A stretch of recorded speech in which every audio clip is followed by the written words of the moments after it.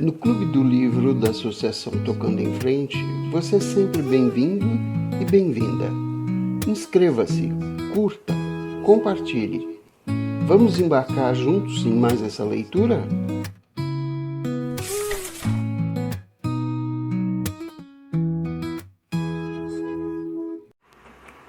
As Irmãs, capítulo 19, parte 2. Já teve a sensação de que demos à luz 2 filhas adultas neste verão? Sabrina perguntou a Temi, deitada no sofá, depois de um longo e difícil dia de trabalho. Havia ido 3 vezes ao tribunal. Já tive sim, Temi sorriu. Tenho mais respeito do que nunca por mamãe. Não sei como ela nos aguentou quando éramos crianças. Ainda estavam preocupadas com o pai e não tinham tempo para vê-lo há várias semanas. Estavam todas muito ocupadas em casa, exceto Temi, que agora passava seu tempo coordenando a senhora Shibata com expressões de teatro kabuki e levando Candy e Annie às respectivas psiquiatras. Sentia-se mais do que nunca a mãe suburbana de 2 adolescentes, o que a levava ao projeto número 3, encontrar um emprego. Sabia que não encontraria nada parecido com o que tinha na Califórnia. Não tinha ilusões a esse respeito, mas precisava de mais do que nunca andava fazendo. Do contrário, Candy estaria certa e tudo o que faria seria ficar sentada e comer. Precisava de mais do que isso na vida. Candy e Sabrina estavam trabalhando. Annie ia à escola.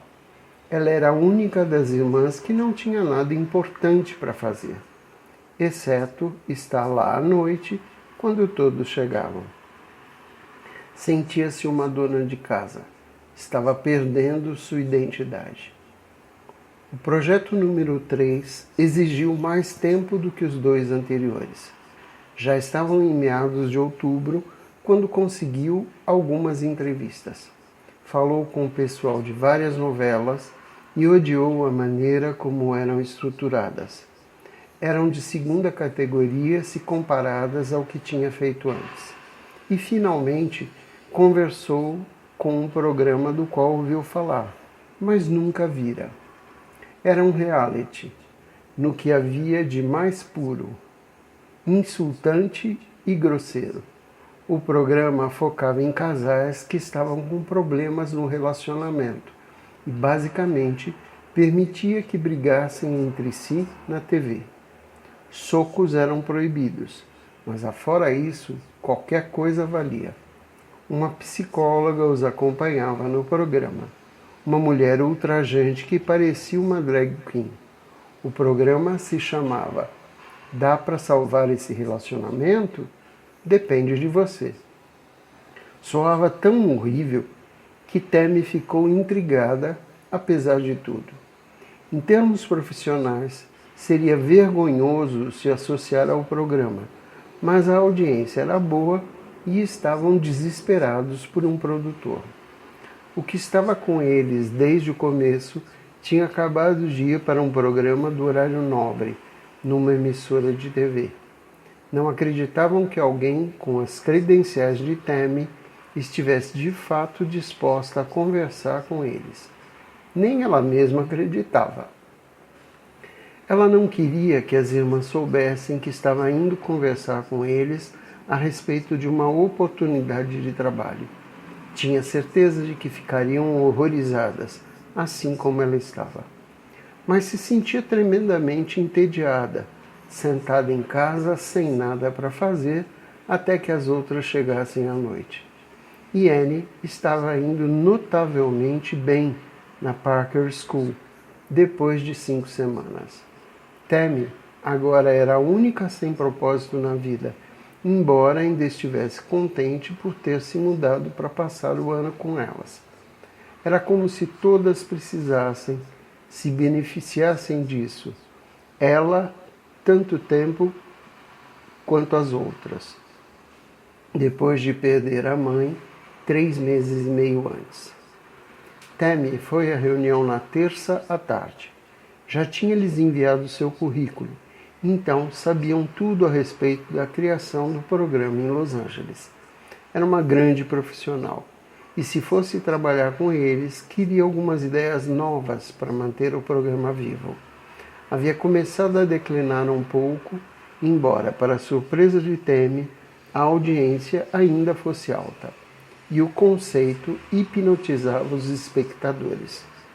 O programa parecia representar, ou até espelhar, os problemas que as pessoas tinham em seus relacionamentos, de traição à impotência, abuso emocional ou sogras intrusivas. Dependência de drogas e filhos delinquentes também pareciam estar no topo da lista do que causava problemas às pessoas e as levava a ver o programa. Era um pedaço da vida, e tudo o que não se queria saber sobre os relacionamentos e vidas de outras pessoas. Só que a audiência aparentemente queria. Os índices diziam isso. Tammy foi à reunião com certa apreensão e conheceu o produtor executivo em seu escritório. Para sua grande surpresa, ele parecia um ser humano normal. Era formado em psicologia pela Columbia e tinha preferido manter a base do programa em Nova York, quando o montou. Havia sido casado por 30 anos e tinha 6 filhos. Fora conselheiro de casais por vários anos antes de ir para a TV. Ele tinha começado com esportes, mas depois, finalmente, conseguiu colocar seu conceito na TV com a chegada dos reality shows. Aquilo era o sonho dele tornado realidade, assim como seu antigo programa tinha sido para ela. Só era um tipo diferente de programa. E como grande parte da reality TV, atendia ao menor denominador comum. Alguns dos casais que filmavam soavam razoáveis, mesmo para ela, mas grande parte deles se comportava mal, o que a audiência preferia. Tiveram uma excelente conversa e ela teve que admitir que gostava dele, embora o produtor associado fosse contra ela e um idiota. Estava defendendo o seu espaço. Queria a vaga sênior para si e não estava sendo considerado. Então, o que você acha? Perguntou Irving Solomon, o produtor executivo, quando a reunião chegava ao fim. Acho que é um programa interessante, disse ela um tanto sincera. Não disse que amava, o que não teria sido verdade. E sob diversas formas, não era intelectual o bastante para ela. Nunca se sentiu inclinada a explorar os problemas das pessoas, nem afundar naquele tipo de comportamento sórdido. Mas, por outro lado, queria trabalhar. E isso parecia ser tudo o que havia disponível. As opções em Nova York eram escassas.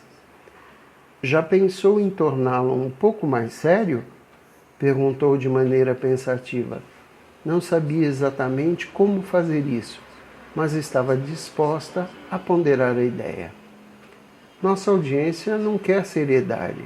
Já tem bastante dor nas próprias vidas. Querem ver pessoas botando para quebrar, verbalmente, claro, não fisicamente, como gostariam de fazer com seus companheiros caso ousassem. Mas não estavam contratando-a para renovar o programa nem melhorá-lo, apenas mantê-lo no ar e aumentar os índices que pudesse.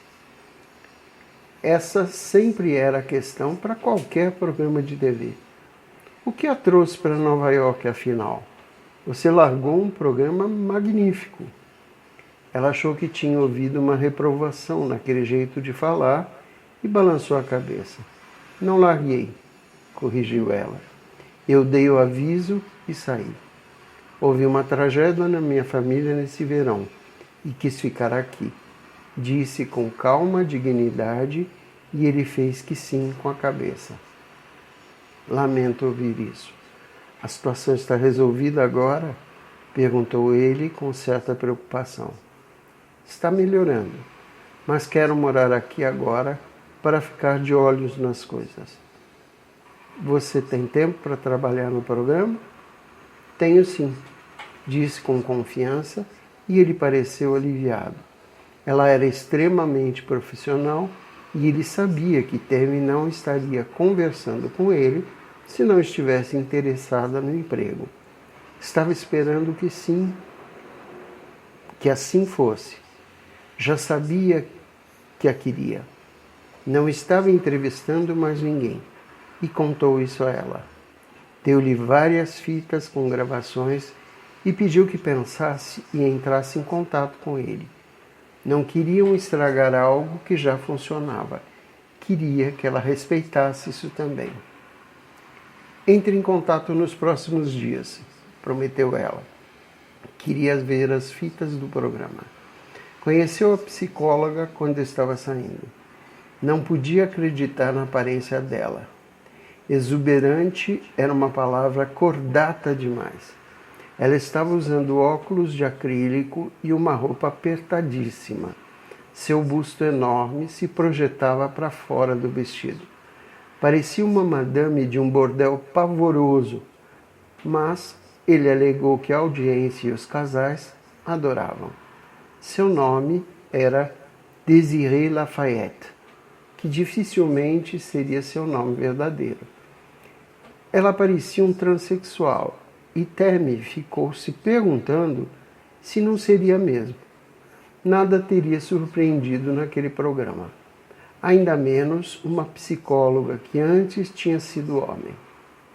Voltou para casa e colocou a primeira fita na TV. Estava assistindo com atenção quando Annie voltou da escola. Ela ficou parada por um minuto no gabinete e ouviu o que Temi estava vendo. Então abriu um grande sorriso. Que diabo é isso? Um programa que estou conferindo, respondeu ainda concentrada no canal na tela. Eles eram inacreditáveis e tinham acabado de se chamar por todos os nomes possíveis. Não está falando sério, eu espero. Acho que estou. Por alívio cômico, pelo menos. Como foi a escola? Boa. Ela nunca dizia ótima, mas ao menos não dizia que era horrível, e as irmãs suspeitavam que ela gostava. Temi deu uma olhada no relógio. Tinha que levá-la à psiquiatra e lembrou-a disso, para o caso de querer comer antes de saírem. Tenho 26 anos, não 2. Posso ir de táxi se quiser continuar assistindo essa porcaria. Posso assistir mais tarde, disse Temi desligando o aparelho, mas já tinha tomado sua decisão. Era horrível, mas, diabos, por que não? Désirée Lafayette era ridícula demais para ser expressa em palavras, mas o programa tinha algo, uma espécie de sofrimento simples, mas por trás de toda a manipulação havia um fio de esperança. Temi gostou disso. Raramente pareciam dizer às pessoas que desistissem de seus relacionamentos, e Désirée tentava lhe dar ideias de aperfeiçoamento, mesmo que fossem um pouco absurdas e as pessoas incrivelmente vulgares. Não havia nada de honroso. Deve estar desesperada para trabalhar, comentou Annie quando saíram. Acho que estou, admitiu Temi. Pensou nisso enquanto esperava no consultório da doutora Steinberg. As sessões de Annie com a psiquiatra pareciam estar lhe fazendo algum bem. Parecia estar aceitando melhor sua situação do que a princípio. E era possível notar que andava menos zangada. E Temi gostava de pensar que estar cercada pelas irmãs que a amavam apaixonadamente também estava lhe fazendo algum bem. Ela assistiu ao resto das fitas sozinha no quarto naquela noite. Alguns episódios eram bons, outros ruins. Formaram uma boa ideia do programa agora. Parecia estranho em seu currículo, em especial depois de outros programas nos quais trabalhara, que eram de alta qualidade.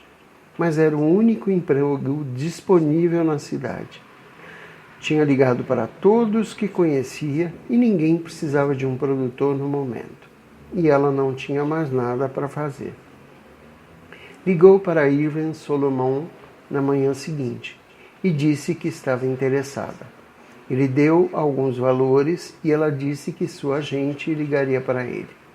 Tinha que ligar para ela em Los Angeles e para seu advogado. Teria um trabalhão para explicar a eles por que estaria fazendo esse programa. Tinha uma cláusula de não concorrência em seu último contrato, válido por 1 ano, mas nada naquele programa louco concorria com o antigo. Isso estava claro. O salário que ele tinha oferecido era conveniente. E era um trabalho honesto, mesmo que fosse um programa vulgar. E trabalho era trabalho. Ela não era alguém que ficava ociosa, que passava a vida fazendo compras ou almoçando com as amigas. Não tinha amigas em Nova York e as irmãs estavam todas ocupadas. Queria trabalhar também. Irving disse que se pudessem chegar rápido a um acordo, queria que ela começasse na semana seguinte. Tammy disse que faria o possível para apressar a sua agente. Ela fez o anúncio no jornal daquela noite e as irmãs a olharam pasmas. Annie já sabia e Sabrina disse que ela estava louca. Candy disse que tinha visto o programa e que era grosseiro. Tem certeza? Perguntou Sabrina, parecendo preocupada. Não vai prejudicar você depois?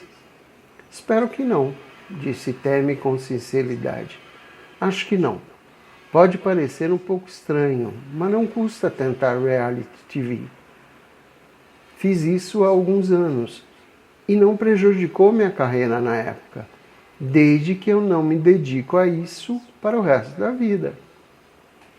Aquilo fazia Sabrina se sentir um tanto culpada ao pensar no que Tammy abandonara para estar ali, no que tinha feito apenas para ajudá-la. E para estar com Annie também, que era a questão principal. Mas Tammy não parecia lamentar ter deixado Los Angeles. Tinha fechado a porta para seu antigo programa sem olhar para trás. E agora estava abrindo uma nova porta, com casais raivosos e uma psicóloga chamada Desiree Lafayette, esperando para cumprimentá-la. Sabrina ficava horrorizada só de pensar, o que fazia Tammy rir.